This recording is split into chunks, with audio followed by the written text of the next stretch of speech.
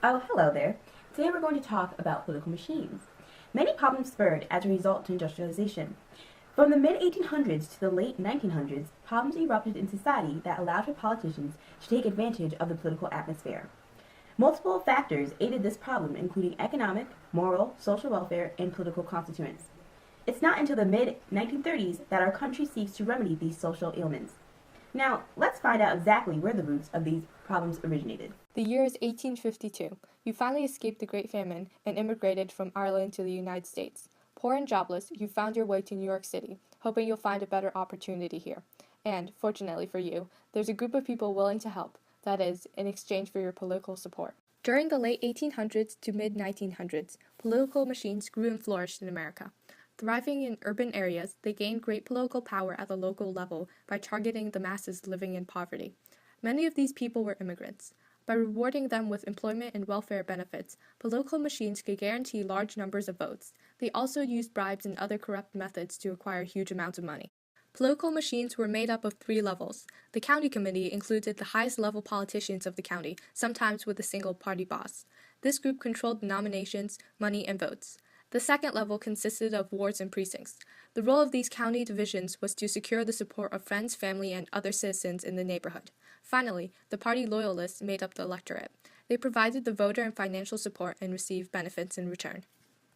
And that's you. You've left Ireland behind, found a job in New York, found a place to live, and can support yourself on a small salary. And that's all thanks to Tammany Hall. So to them, you pledge your vote.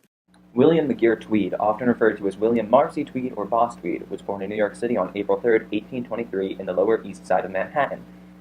He was born to a third-generation Scottish-Irish chairmaker, and after leaving school at age 11, learned both his father's craft as well as other craft trades. He became an alderman for New York from 1852 to 1853, and continued his political career through being a Democrat in the 33rd Congress from 1853 to 1855. After losing re-election, he stayed in New York politics as school commissioner, a member of the New York Board of Supervisors, as deputy street commissioner, and eventually was elected to the New York Senate in 1867 through 1869.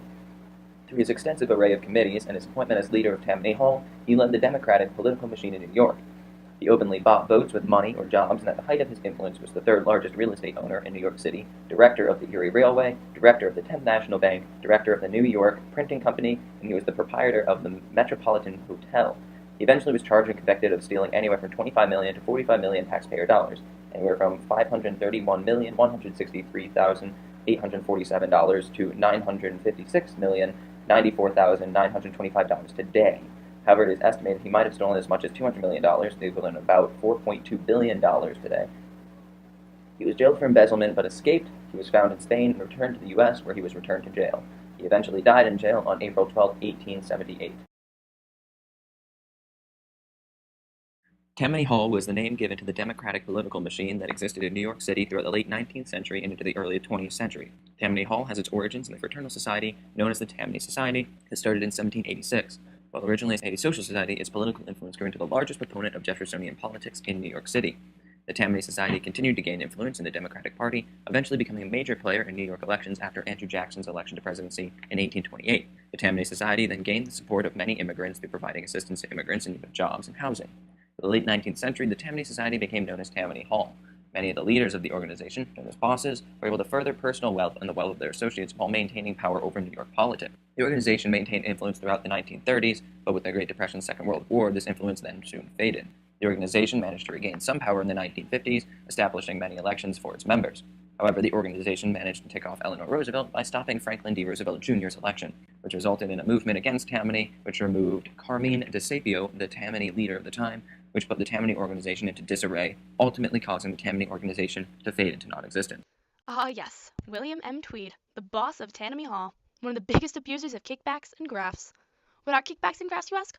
Well, a kickback is basically when politicians illegally hire contract workers to overcharge the city for their work. Then they split the profit. A graft is when politicians illegally use their influence for personal gain. The main reason many politicians and political parties use these tactics were for money. See, politicians wanted the money because they were greedy, and it was a sign of power. And the machines wanted it for the power and the use of bribery. But the politicians also use graft and kickbacks to ensure re-election for a certain party. See, political machines wanted to ensure that they would stay in power, and using illegal means was definitely the easiest way. Tammany Hall gained a negative image in the political cartoons published during the time. Editorial cartoonists such as Thomas Nast and Pre-Cat in the Hat Dr. Seuss portrayed Boss Tweed as power-hungry and greedy for money and votes.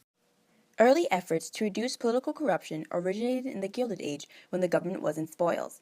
Patronage was a major problem that influenced the legislative process, thereby infecting national politics. Striving towards reform, a federal merit was put in place, establishing civil service job qualifications.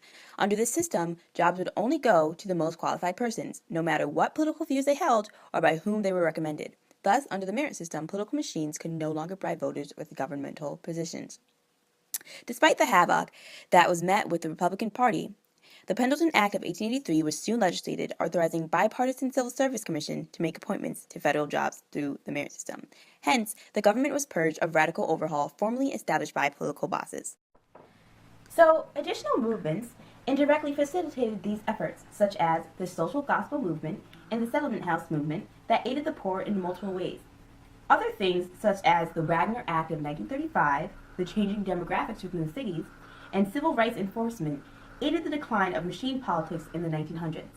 These changes soon would revolutionize urban dependence on machine beneficiaries.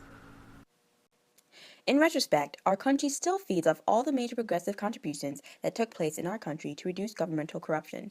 Even today, the merit system covers about 90% of all federal jobs. Thus, it is assured that qualified persons are placed in governmental positions. But despite these preventive methods, deception and graft are still intertwined in our political system.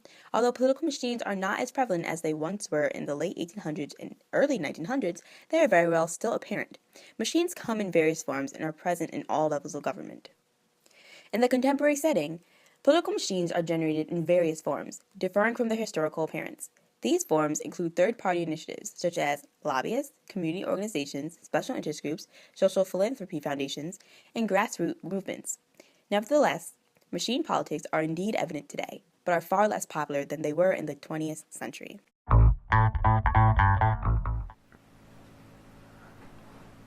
Oh, hello there. Today I'm going to talk about political machines. Many problems spurred as a I'll tell you. No.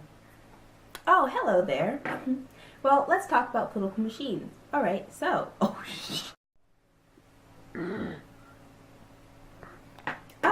hello there. Well, today I'm going to talk to you about something. These changes soon would revolutionize urban dependence on machine beneficiaries.